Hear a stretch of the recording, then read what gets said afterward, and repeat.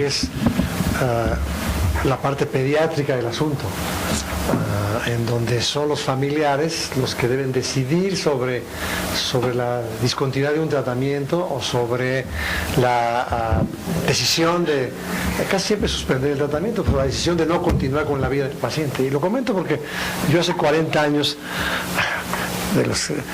estuve a cargo de la terapia intensiva pediátrica de enfermedades infecciosas y veíamos a los niños con infecciones del sistema nervioso central, en donde el daño neurológico es de tal magnitud y el niño está vivo, que permitirle seguir viviendo es verdaderamente destruye a la familia. Un poco es el pensamiento que teníamos en aquella época. Y había que tomar la decisión con los familiares de decidir suspender el tratamiento o el soporte vital para que el niño ya no continuara viviendo, con esta gran angustia familiar sobre la decisión. Y debo reconocerlo ahora, 40 años después, ya ves, había que decidirlo sin los familiares, ¿no? En donde uno conoce lo que ocurre después de que un niño tiene un daño cerebral tan grave que va a ser imposible su recuperación y que no es deseable para esa familia tener un niño muerto en vida por el resto de su vida, lo que vaya a durar, ¿no? Entonces, en la parte pediátrica, la angustia de la decisión sobre terminación o no de la vida, que es prácticamente eutanasia, ¿no? Más que esta medida de suicidio asistido o de suspensión parcial del tratamiento, representa una carga emotiva además muy, muy intensa para los padres, ¿no? Entonces, la eutanasia no es un problema exclusivamente médico, pero desde luego que los médicos, por lo menos se ha decidido hasta ahora, a menos que pensemos que debe de ser de otra forma, que sean los que se ocupan de dar la ayuda a morir, son los que tienen la relación con el paciente que llega a ese límite de pedir esa ayuda, los que tienen acceso a los medios, los que tienen el conocimiento, los que ya no pueden ayudarlo de otra forma. Pero es un tema que se discute y alguien dice, incluso hay un artículo escrito por un médico que dice, por los años 90, cuando la discusión, que en lugar de Physician Assisted Suicide, se llamó Philosopher Assisted Suicide, porque los filósofos lo defendían y decían, bueno, si están tan de acuerdo, háganlo ustedes. Pero yo creo que estaremos de acuerdo que no sería lo más conveniente. Voy a tratar de comentar los comentarios. En primer lugar, sobre la parte pediátrica. Bueno, yo traté de situar la eutanasia de una manera muy específica, porque a veces, y creo que eso ha confundido la discusión, se llama eutanasia a todo lo que tiene que ver con tomar una decisión de donde se sigue la muerte del paciente, y por eso había tantas clasificaciones, ¿no? Activa, pasiva, directa, indirecta, voluntaria, no voluntaria. Entonces, lo cierto es que siempre en la práctica médica, en el final de la vida, hay que tomar decisiones, y muchas de estas tienen que ver con prolongar o no la vida, y son muy difíciles. Y yo creo que las que mencionaba sobre decidir la vida de un niño, sobre todo cuando, bueno, de los bebés y de uno los espera pensando que tienen toda la vida por delante, y uno se enfrenta a que a veces no, y hay que tomar una decisión, porque el médico y los padres tienen la responsabilidad de decidir lo mejor para ellos. Yo no estaría hablando de eutanasia, antes se hubiera llamado eutanasia activa o pasiva, no voluntaria, porque el paciente no la puede pedir, pero se puede suponer que hubiera querido. Entonces, por eso ahorita más bien se trataría de una decisión o de suspensión de tratamiento de soporte vital o de limitación del esfuerzo terapéutico, cuando el médico es el que tiene los criterios para decir, aquí ya no se debe de hacer más. Y creo que lo más importante de eso es pues que haya un espacio de reflexión para que cuando los médicos y de formación se encuentren en esas situaciones puedan saber que están actuando éticamente, que a veces lo ético en la práctica médica es ya no impedir una muerte, que lo mejor es que una muerte que va a pasar ya no se impida, porque se va a impedir a costa de sufrimiento y no se va a impedir para que después haya una vida que valga la pena vivir, ¿no? Claro, es muy difícil decir eso sobre un bebé que no opina nada, pero sí hay elementos para poder decir cuándo la vida no es mejor, ¿no? Entonces yo creo que sí es muy importante que los médicos que toman esas decisiones tan difíciles, por lo menos tengan la tranquilidad que sí es lo ético y aparte el respaldo legal, que ahorita Digo que sí, más o menos existe, porque sí está la ley de voluntad anticipada, la reforma a la Ley General de Salud, las leyes de cuidados paliativos. A veces no son del todo claras, pero sí ha sido un gran paso. Dos aspectos legales: está la ley de voluntades anticipadas desde el 2009 en el Distrito Federal y en algunos otros de los estados de la República, y la otra parte jurídica, lo que el doctor Leobardo Ruiz promocionó, la ley, ya la norma oficial mexicana sobre cuidados paliativos del 26 de diciembre del 2014, si no recuerdo mal. Entonces ya tenemos dos fundamentos legales en cual apoyarnos parcialmente para realizar las acciones.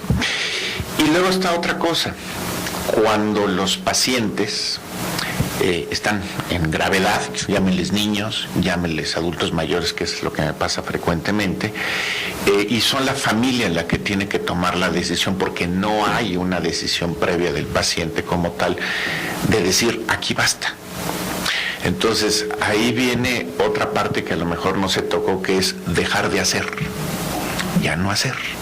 O sea, ya no doy más medicamentos, ya no incremento la dosis de medicamentos cardiovasculares para mantener presión, pulso, etcétera, y dejo hacer.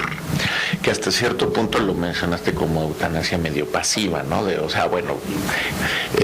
Porque no le estoy dando nada, pero no le doy.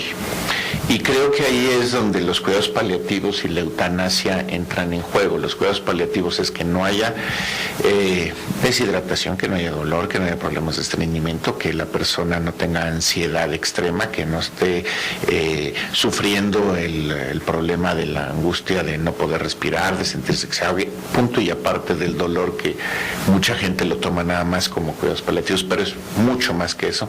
El aspecto espiritual, las bases religiosas o morales que la persona y la familia tiene, creo que es mucho más amplio. El doctor Ruiz es un experto ya en este aspecto.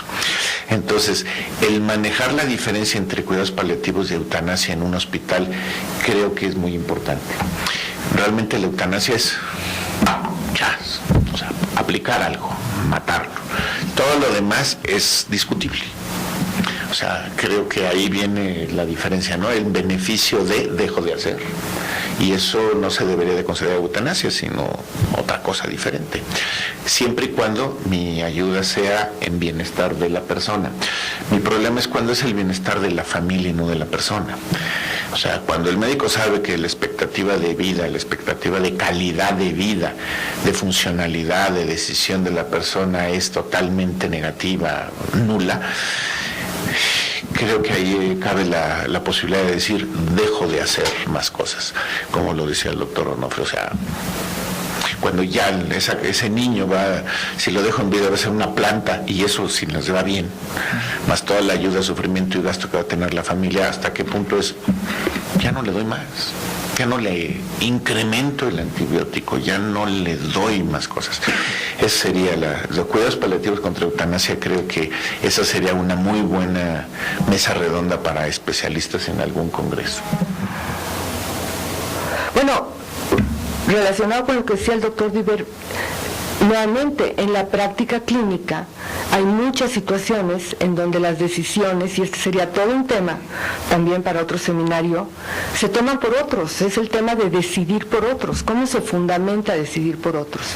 Se busca su beneficio, sobre el que no siempre hay acuerdo, se busca el mejor interés, se trata de ver qué hubiera querido esa persona. Si es un bebé es muy difícil, pero si es alguien que tuvo toda una vida y se expresó a lo largo de la vida de en qué condiciones no querría vivir, a lo mejor en un escenario de una enfermedad muy avanzada de demencia, uno puede decir, ¿por qué estamos haciendo esfuerzos para que siga viviendo si sabemos cómo pensaba?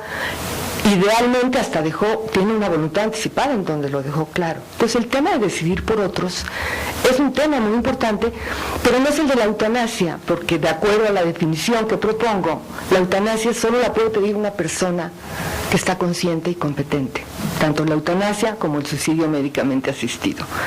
Desde luego, cada una de las decisiones de por sí dan toda una discusión. Yo aquí me quise delimitar el tema, pero claro que esto se relaciona, como digo, no se puede pensar aislada, está en relación con otras decisiones. Pero eutanasia, estrictamente hablando, es cuando sí hay que dar algo, porque el paciente consciente, competente, por lo que le está tocando vivir, que ya no se puede cambiar, está sufriendo, y quizá es el caso, bueno, más bien es el caso en donde no hay nada que le dejen de dar para que se muera, que es lo que quiere, ¿no? Porque eso sí se puede. Sí, pero resulta que hay veces en que la persona lo que quiere es morir, porque vivir es una tortura, amanecer, tiene claro, no puede hacerlo solo, no puede hacerlo bien, y lo que necesita es la eutanasia, ¿no? Si tuviera algo que le quitaran, ya se hubiera resuelto y ya se hubiera muerto como quiere, pero a veces no hay nada que quitar, hay que dar para resolver.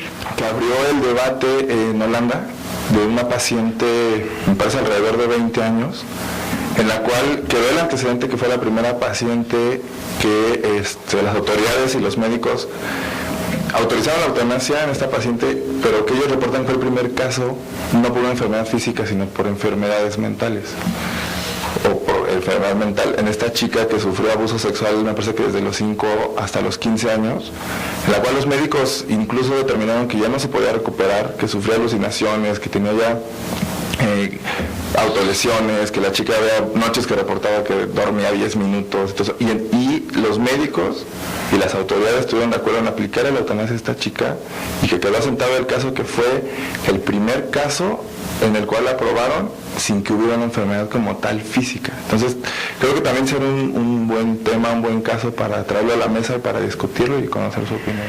El caso del paciente en Holanda fue un caso, es muy interesante. En Holanda, desde 2002, en que se despenalizó la eutanasia, pero con un reglamento, o sea, yo creo que, como decía el doctor Canovay, sí, lo que sucede en Holanda, hay una despenalización, pero sigue siendo un delito terminar con la vida de una persona. Solo si el médico cumple todos esos criterios que señalé, no es sujeto a cuestiones penales. En 2002, que se estableció claramente la ley, está expresado que son pacientes que tienen sufrimiento mental o físico por una condición médica, en donde caben las enfermedades psiquiátricas. Solo que los médicos, que son los que deciden, o sea, por eso se dice en Holanda, el paciente no tiene un derecho a la eutanasia, tiene derecho a pedirla, pero el que lo decide es el médico, lo cual limita la libertad del paciente, sí, pero se le está pidiendo que haga algo muy especial, así que le toca al médico decidir sí o sí no. Entonces, a pesar de que la ley los ampararía, a los médicos les cuesta mucho trabajo ayudar a un paciente psiquiátrico, porque no es lo mismo ayudar a morir a alguien y terminar con la vida de alguien que le queda una semana o 2 o un mes, que alguien que tiene todos los años por delante. Claro, en situaciones espantosas desde la perspectiva de la persona. Entonces, aunque se supone que se podía, no se ha hecho, se ha empezado a hacer últimamente, y lo que sucedió en Holanda es que, a pesar de todo este desarrollo y toda esta discusión sobre la eutanasia y todo lo que se respalda, hay muchos pacientes que se sienten que cumplen las condiciones como para recibir la ayuda y no la reciben. Entonces, hay una asociación, como hay en muchos países del mundo, que defienden el derecho de las personas a decidir. En Holanda también la hay, que se ha encargado de apoyar a estos pacientes que no han visto respaldada su solicitud, y revisarlos. Y si sí cumplen los criterios legales, ayudarlos y reportarlos. Entonces, es un programa, ¿no? Pero se llama End of Life Clinic, así es como se desarrolló este programa. Entonces, el caso de esta paciente fue un caso que ayudó una End of Life Clinic. No fue el primero, pero sí tuvo mucha difusión. Yo debo de aclarar que llegó a la media ya a los medios medio distorsionado, pero tiene mucho de verdad. Es el caso de una mujer mayor, 40 y tantos años, que había sido abusada, ¿cómo se dice?, frecuentemente por su padre, por su hermano. La mamá no hacía nada, en fin, con una historia de abuso muy fuerte, lo que produjo que tuviera secuelas psiquiátricas muy graves, estuviera en tratamiento por mucho tiempo y llegara ella a la conclusión de que ya no quería vivir porque no respondía al tratamiento. Esto puede pasar a los medios como diciendo, ay, la violan y ya le dan eutanasia. Así pasó. Yo de hecho me encontraba esa noticia hasta en el Metrobús, decía, qué bárbaro, qué manera de difundir esta noticia, pero quitando datos, ¿no? Y entonces el tema que está a discutir, y que en México tendríamos que discutir, se incluyen pacientes psiquiátricos, hay pacientes psiquiátricos que también tienen un sufrimiento intolerable, que pueden hacer un pedido voluntario, porque ser psiquiátrico no es igual a ser irracional, sino que pueden tener un pedido voluntario, y hay que valorar si realmente no hay nada más. Ese es el criterio. El sufrimiento no tiene posibilidades de alivio. Claro, uno siempre puede decir, en 20 años puede aparecer algo, pero ¿quiere vivir así 20 años esta persona? Entonces así fue. Entonces, sí, son casos dramáticos, sí, pero también está la experiencia de pacientes psiquiátricos que no han recibido el apoyo de sus médicos y que se han suicidado en las peores condiciones, ¿no? Yo creo que pues todos los que nos dedicamos a la clínica siempre nos estamos enfrentando a este tipo de pacientes que pues muchas veces nos dicen, el doctor, yo ya no quiero vivir, ya esta condición es, ya usted sabe y yo sé que ya no tengo ninguna posibilidad. A mí me gustaría que, no sé si exista esta situación, pero así como nosotros nos enfrentamos a esta condición, se está enfrentando, pues, no sé, miles de médicos en todo momento, porque esta es una interacción y una interacción continua, permanente, bien sea en un consultorio médico, bien sea en los grandes centros hospitalarios. Y ese médico especialista no está solo frente a una decisión y está desorientado.